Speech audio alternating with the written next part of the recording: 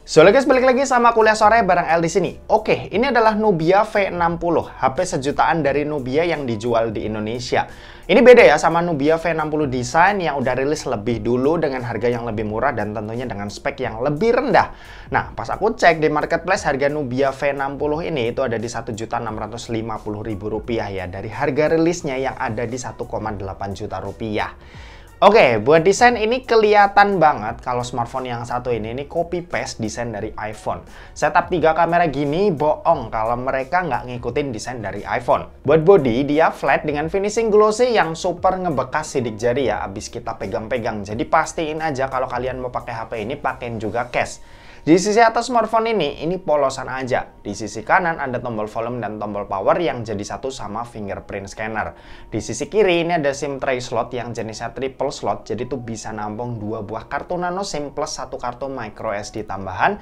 Terus geser ke bagian bawah, ini ada lubang jack audio 3,5 mm, lubang mikrofon, lubang charging USB-C dan grill speaker yang jenisnya ini mono speaker. HP ini udah dilengkapi dengan NFC ya, dengan posisi sensor yang ada di samping rumah kameranya.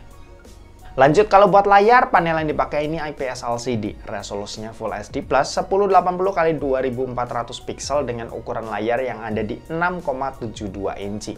HP ini layarnya udah 90 Hz yang buat dipakai scrolling pastinya bakal kerasa lebih mulus ketimbang layar 60 Hz biasa. Buat desain layarnya ini udah cukup oke lah ya buat ukuran smartphone sejutaan.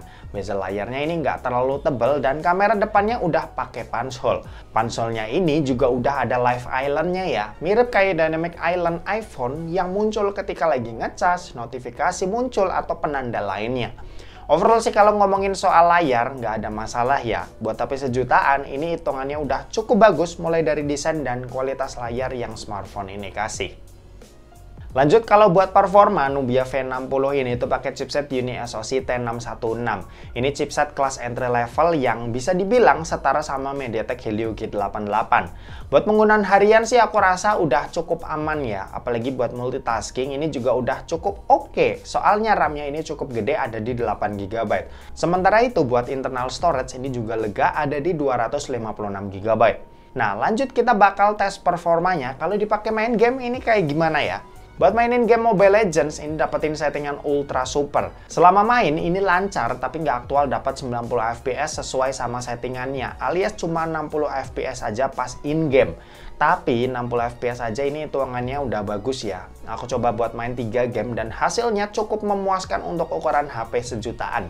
Lanjut kalau buat PUBG Mobile, settingan yang didapat ini ada di Smooth Ultra sampai HD High. Pas aku coba di Smooth Ultranya ini bisa dapat 40 FPS, tapi lumayan sering frame drop. Dan ya masih oke sih dimainin, ada di kisaran 35 FPS. Dan ini masih cukup nyaman buat dipakai. Tapi perhatian aja ya, kalau HP ini nggak ada gyroscope-nya. Jadi yang biasa main PUBG Mobile pakai gyro bakal kesusahan buat main di sini.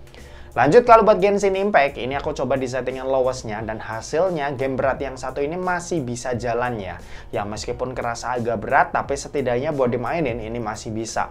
Rata-rata FPS ini ada di 25-30 FPS. Pas lagi battle ini juga beberapa kali sempat drop di bawah 20 FPS. Overall sih kalau buat performa gamingnya sekedar oke aja ya. Buat mainin game-game yang familiar ini masih bisa. Buat dipakai mabar bareng teman ini juga masih oke-oke aja. Cuma bukan buat ke arah kompetitif. Buat baterai sendiri ini kapasitasnya ada di 5000 mAh. Dengan pakai WiFi only, buat dipakai nonton YouTube selama 1 jam, baterainya ini berkurang sebanyak 6%. Main sosmed, scrolling Instagram selama 1 jam, baterainya ini berkurang sebanyak 6% juga. Dan buat main game Mobile Legends selama 1 jam, baterainya ini berkurang sebanyak 19%. Sementara itu buat kecepatan ngecas, ini ada di 22,5 watt yang buat isi dayanya dari 0 sampai full butuh waktu 2,5 jam. Buat sistem operasi Nubia V60 ini tuh pakai MyOS 13 dengan basis Android 13. Untuk kejelasan update sendiri sayangnya ini nggak ada ya, aku nggak nemu. Cuma ya lagi-lagi aku nggak berekspektasi lebih juga kalau soal update sama HP sejutaan. Untuk tampilan UI-nya ini ya MyOS mirip-mirip lah kayak XOS, iToutOS, dan iOS gitu. Cuma ketiganya itu masih lebih matang ketimbang MyOS ini yang kelihatan mentah dan kurang proper aja buat dilihat dan dipakai. Oke, dan terakhir kita mau bahas soal kameranya. Jadi buat kamera Nubia V60 ini dibekali dengan setup triple kamera.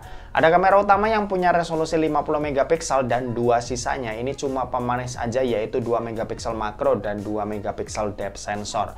Sementara itu buat kamera di bagian depan ini resolusinya 32 megapiksel.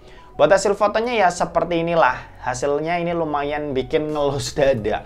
Di kelas harga segini masih banyak yang lebih oke. Ini sekedar cukup aja ya buat foto-foto kerjaan, kirim tugas, dan lain sebagainya ini masih bisa.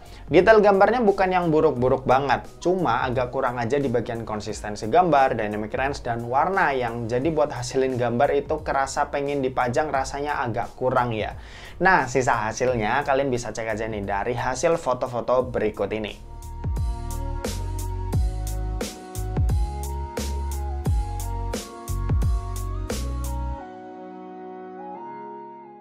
Oke, ini perekaman video dari Nubia V60. Resolusi pilihannya ini cuma mentok di Full HD 30 ya. Ada opsi buat yang lebih rendah sih di 720p sama 480p. Cuma ya nggak usah dipakai lah ya. Ini resolusi mentok, resolusi terbaiknya di Full HD 30 fps. Hasilnya seperti ini. Oke.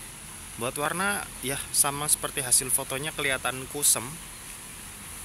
Terus dynamic range juga kurang oke lah ya, bisa dibilang. Bagian gelapnya nih bisa kalian lihat sebelah sini tuh detailnya hilang. Atas dynamic range-nya putih banget, yang harusnya agak biru-biruan. Cuma ya lagi-lagi harus kita terima ini HP sejutaan yang kualitas kamera bukan jadi andalan lah ya. Kalau buat HP sejutaan sulit buat cari HP dengan kualitas kamera yang oke di harga sejutaan. Cuma cukup aja ya, cukup aja. Nah ini kalau kita arahin ke atas, ke arah awan, bagian bawah tuh gelap banget, hitam gitu. Kalau kita arahin ke bawah, bagian atas putih banget ya. Jadi kita harus pilih lah ya mau fokusin kemana. Oke, seperti itu. Sekarang kita bakal switch ke kamera depan. Ini kamera depannya kelihatan pucat iya, dan ya agak kebiru-biruan dikit gitu ya. Ini kayak muka belum mandi padahal udah mandi lah. Oke, seperti ini hasilnya. Kalau kita klik fokus, oh masih bisa. Kita klik ke arah awan bisa, muka jadi gelap. Ini contohnya kayak gini. Cuma kalau kita arahin ke muka, bagian belakang jadi putih terang. Ya oke sih, masih bisa diklik-klik gini karena beberapa HP sejutaan itu nggak bisa kita klik ya buat kamera depannya. Jadi atur fokusnya itu nggak bisa. Sementara di sini tuh bisa, mantap. Ya kelebihannya itu doang. Cuma kalau buat kestabilan ya bisa kalian lihat sendiri, ini gempa bumi banget. Terus dynamic range-nya juga kurang. Kalau buat kualitas mikrofon kalian bisa nilai sendiri lah ya dari video ini. Karena ya aku belum sempat ngecek, jadi kalian yang nilai sendiri aja. Oke, gitu aja, kita balik ke studio. Yuk. Oke, kesimpulannya Nubia V60 ini bisa jadi pilihan buat kalian yang pengen cari HP sejutaan. Desainnya ini udah kayak iPhone ya. Lumayan lah buat yang pengen kelihatan pakai iPhone tapi nggak mau ngeluarin duit yang lebih karena harga iPhone itu mahal. Terus ya lumayan juga HP ini ada NFC, terus performanya juga lumayan oke, minus di gyroscope aja. Sama sisanya ya so-so lah. Dan oke, mungkin segitu aja buat video kali ini. Terima kasih buat yang udah nonton video ini. Jangan lupa buat like, komen, dan share juga ke teman-teman kalian supaya teman-teman kalian mendapatkan informasi yang bermanfaat dari kuliah sore. Oke, terima kasih buat yang udah nonton video ini sampai habis dan sampai jumpa di kuliah selanjutnya. Bye-bye.